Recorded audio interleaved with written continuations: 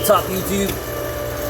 So, holy shit, Ryan! Yeah, I know. I seen that. Look at this transfer case, fucking grenaded. Yeah.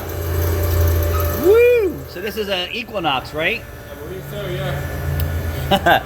So the first transfer case they sent, they broke this section here, taking it out. I don't know how they did that. But they told us to take this section out of the old one that we're doing and transfer it into the used one. I said, we're not fucking doing that. Why would I take a blown up transfer case and try and make another one out of a broken used one that you sent? Get the fuck out of here. Send us another one. Look at that. Woo! Grenaded. You know why that grenaded? Lack of maintenance. Lack of maintenance. Yep. These only hold about a quart of fluid. And they should be serviced every 30,000 miles or sooner, depending on your driving habits. Yeah. Same thing with Ford. About a quart of fluid is lubricating this transfer case here, and nobody comes in and says, "Oh, can you service my differentials?" Nobody ever asks.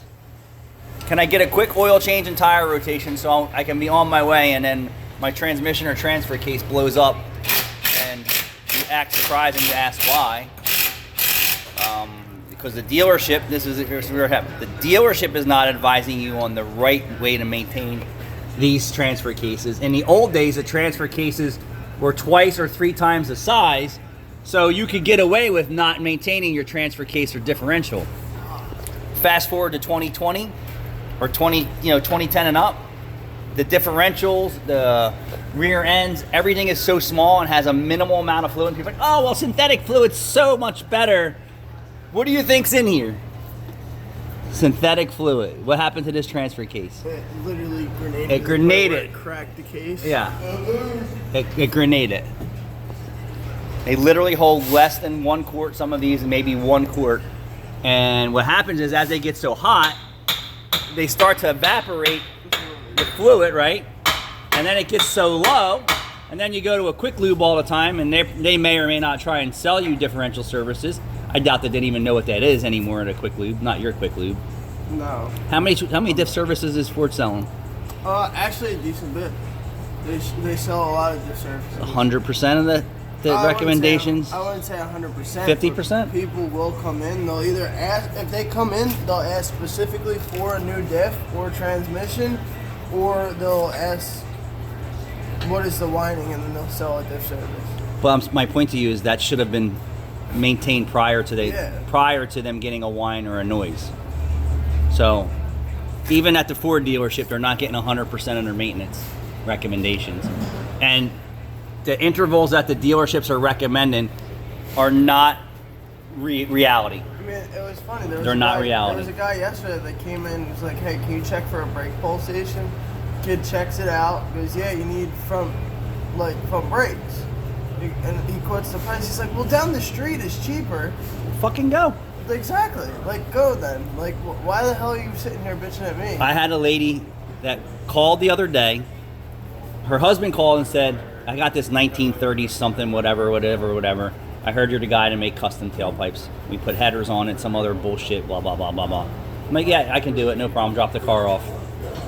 Well, I'll have her stop by one day. He never said what day.